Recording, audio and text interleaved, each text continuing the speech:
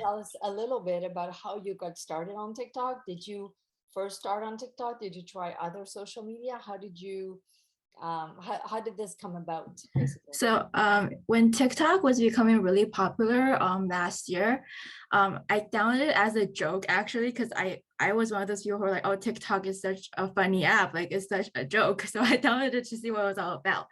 Um, and there was a trend going on where it was like people revealing their foreheads, and I was like, maybe I can record that too. I can make that funny. Like they were like they would put their hand on their forehead and they slowly reveal it, and it would make their forehead look really big. I did that. I made a funny video. And it was interesting to see that it actually got views because on other platforms, like Instagram, you can't really get people to see your content unless you have followers already. So Yeah. it's really interesting to see that. And I really enjoyed making people laugh ever since I was a little girl. So yeah, after making that one video, I was like, this is actually kind of fun. I like this. So I was flipping through TikTok and I noticed that there were very few Chinese creators on the international version. There was one particular TikToker that I remember that got me interested was Gaga the Jing. She's a Chinese American TikToker who makes like funny skits as well. So I was like, oh, I could do something like that. So I started making these videos about my experience as a Chinese Canadian, and I started to gain some attention, I guess. So yeah, that's how I got started. Great. Thank you. That's awesome. Now, we did see a lot of your skits. They're absolutely hilarious. And that's something that I can relate to as well, being a Chinese Canadian. Now, we did see in a lot of your skits that you know, as a cashier at a supermarket, is that your job in real life? I did work at a Chinese supermarket for over a year. I quit like a year ago. So I did experience some things there that I thought would be interesting to film. So there was this one where it was about like an annoying customer, like stuff like that. I thought they were like interesting moments, so I thought I would share those with other people. Yeah. Awesome. Are you a student now, or wondering what was your main occupation now? Yeah, I am a college student currently. Great. And when you first started posting on TikTok, what were some of the responses you received from your audience? Yeah, so this is an interesting question. When one of the first videos that from me that got a lot of attention, close to I think 10,000 views, was like the one where I posted a video where it was like the trend that was for over the song Hope. I think it was like I'm hopeful, and then it was like I did one where it was me when I was 7. I came to Canada, so it was me sitting on a plane as a 7-year-old, and then being really happy and excited to like visit a new country, and then it turned into me like realizing that I can't go back now, especially during COVID. And the first comment I got on that video surprised me. It was one, I think it was this woman that says something about how COVID was started by Chinese people, and she would like tell me to go back and stuff like that.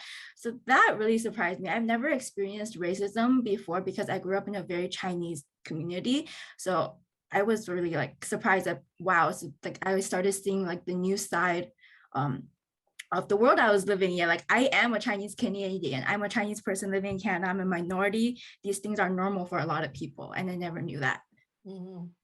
So basically, TikTok is maybe a place where toxicity is maybe more present than in your offline experience, I guess. Yeah, definitely, because you never know who the like is going to see your video. It can reach anyone, especially with the latest one where you guys commented on to reach out to me. That actually went to a lot of the wrong people, and I had deleted a lot of comments on that video, and I'm currently kind of staying away from TikTok for a little while because of that. Oh, is that right? Okay. Yeah, I'm taking a short break. Okay. Yeah. Interesting. Yeah, go ahead, Kelly. Otherwise, I have a couple questions as well, but you can go ahead, Caroline, if you like. Yeah. Okay. I guess I was wondering then, before this pause, how much were you posting on TikTok, and did you sort of get into the game of posting regularly because you were sort of on a roll, I guess, in terms of having an impact?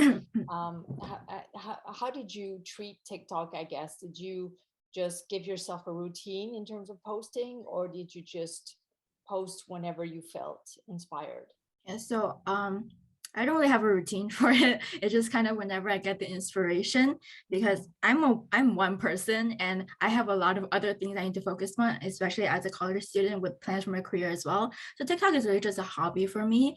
I tried to get into a routine in the beginning when I first started getting a lot of views on my videos, but it didn't really work for me. It was stressing me out a bit. So I kind of started to like, I'll just post whenever I want, post whatever I want, like that kind of mindset. Okay. And do you use trends a lot to post? Do you like, yeah, look at what's trending right now and try and leverage that in your post, or not so much? I did do that in the beginning, but afterwards I kind of started to get into like kind of my own style of videos, come up with my own ideas and doing things that I thought were funny instead of following what other people were doing, especially because I watch a lot of Chinese TikToks with Douyin, like the Chinese version, which has a lot of different videos that I personally like more. So my videos are kind of more close to, I guess, the Chinese version where they do a lot of funny skits comparing different types of people, stuff like that. Interesting. I'm not familiar with the Chinese version. I don't know if you are, Kelly. Um, but that would be very interesting to hear about. Can you tell us a bit more about that? I mean, other than you were saying there's more skits and Yeah. So yeah. so of course Chinese Douyin was started by a Chinese company. So Yeah. and a lot of people in China actually use the app. And it's because I guess in China, if young people are more focused on their studies. There's not actually that many kids on there. It's mostly people my age. So it's easier for me to like go out in there and feel more comfortable seeing videos as well, because also in the international version, I feel like there's a lot of videos that can get kind of sexual and kind of uncomfortable to watch. So I don't really watch a lot of international TikTok for that reason. It just makes you uncomfortable for the most part. But there are some funny things. But I feel like on the Chinese side, it's also very well produced. The people are it's like a big team always. So they always make like really funny skits, and I find it more relatable because I grew up in China for a couple of years. Yeah, no, that's really interesting. The different way that the app is basically taken up based on the region. Yeah. That's really interesting.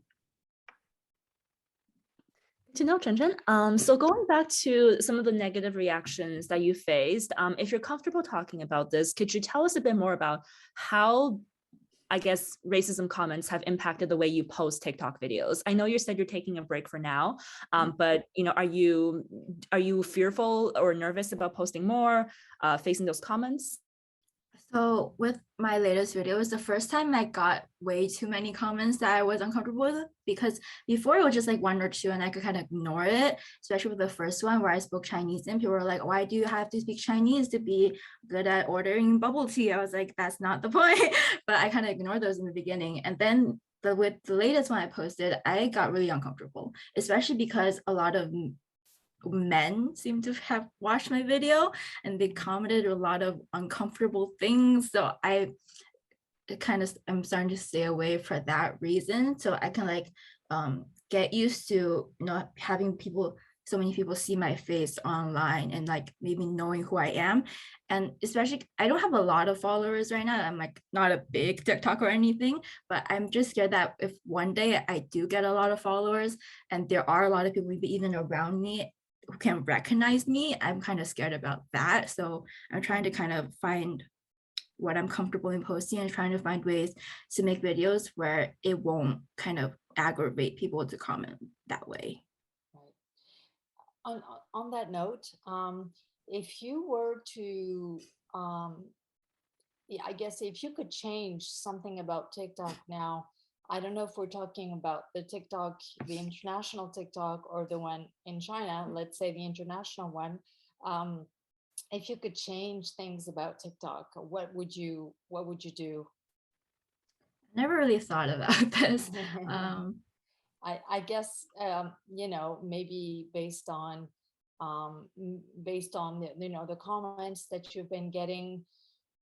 I mean, do you have any insights on the moderation at TikTok? Have you ever reached out to TikTok to signal, for example, these comments? I guess one kind of general comment that a lot of people have said things about is like the TikTok algorithm.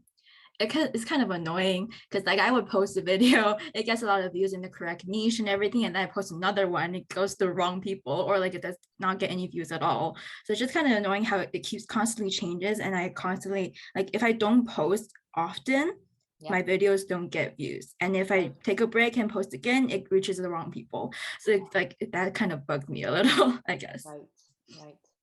And did you ever try to reach out to TikTok about negative comments? Not really, because it was only with the latest video that kind of got uncomfortable for me.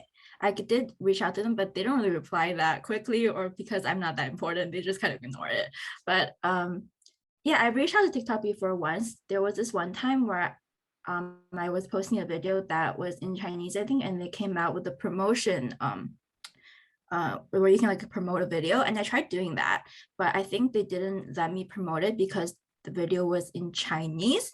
They said that it wasn't one of the languages that was allowed for promotion. I kind of got annoyed by that, and I posted another video commenting on it that kind of drew attention, and then the videos I posted afterwards didn't get any views. So like I think I was shadow banned for a while because of that, because I kind of called them out on it. But yeah. Okay. Right. Yeah. Go ahead, Kelly. Maybe you have a few more questions. Yeah, sounds good. Have you ever done any live streams or lives? Oh yeah, I have. Yeah. When I get bored, I kind of just go on there to see like if there's anyone who wants to talk. Right. And so you have no particular plan. You're just going on live and yeah, I just, whenever I go on live, I try to strike up conversation with people. So I always have like a prompt, something like, tell me one of your hot takes, or like, how do you feel about this food combinations? Just to try to connect with people, have a normal conversation, because I don't ever want to be famous or like a celebrity. I just kind of want to be someone who is personable and people can talk to me with. Yeah. Right. I guess how do you see yourself? Because so you were saying you like to do these humorous TikToks, but in the end you are so sort of in a way an activist for being a minority in a way in Canada, or maybe not for long actually, but anyways, someone of Chinese background in Canada. How did you, I guess, yeah, when you go about producing your TikToks, do you think, okay, I'm going to be basically an activist for these issues, or not so much? Yeah. I started TikTok because so I started TikTok because I didn't see enough representation of Chinese Canadians, especially Chinese Canadians who had a good perspective on what it's like to be Chinese. I'm still very connected to my Chinese roots, and I go back to China very often. So I know what it's like to be an actual Chinese person. I have a lot of friends who are Chinese as well. So especially because a lot of creators who have a Chinese background on international TikTok maybe were born in Canada or America and grew up here, they have a more of a Canadian mindset. And I wanted to kind of draw people's attention to what it's like to be an actual Chinese person, because I don't think a lot of people know what it's like, especially what it's like in China. It's not as like, a lot of people think it's probably like quite a poor place. It's not actually that great to live in, but I really like China. And I think I kind of want to bring that kind of perspective for other people. And but I don't really get involved in social issues that much. I don't really try to put my opinion out there. I just kind of want there to be more representation for people like me. I see. Yeah. Great. Kelly, do you want to ask one of the final questions, or? Yeah, sure thing. Now you said that you are a student. Are you a full-time student? Yes, I'm a full-time student. I should be graduating in a year or so. Awesome. So how much would you say is a time constraint with making TikTok videos, keeping up with the platform, but then also keeping up with school? Well, as on the regular, I just scroll through TikTok for the fun of it. But when it comes to making a video, it's hard to find time, especially when I have classes. So I usually make 2 videos, maybe a month, if I have the inspiration for it. Sometimes I'll just post random stuff that I delete later afterwards. But yeah, I don't really have the time to think about ideas as much as I would like. And I get burnt out easily because I have other things to focus on. So yeah, I can't really be thinking about it all the time. So it's very in the back of my mind most of the time. Okay. Um, and then yeah, I guess maybe this is also kind of a very open question that Mhm. you may not have any feedback on, but if you were to use TikTok in the classroom, especially for really like secondary level Mm. students, what would you how would you use it? Do you have any suggestions on that? Any ideas? I Just remember in high school in my last year, grade 12, my English teacher gave us a project where we had to make videos and film something for Hamlet, the play. So uh, I feel like TikTok can be used for like school projects like that, where you film videos and present. And I think it's a good way to reach people as well, to kind of educate students, I guess, yeah, on the yeah, TikTok platform. yeah, great.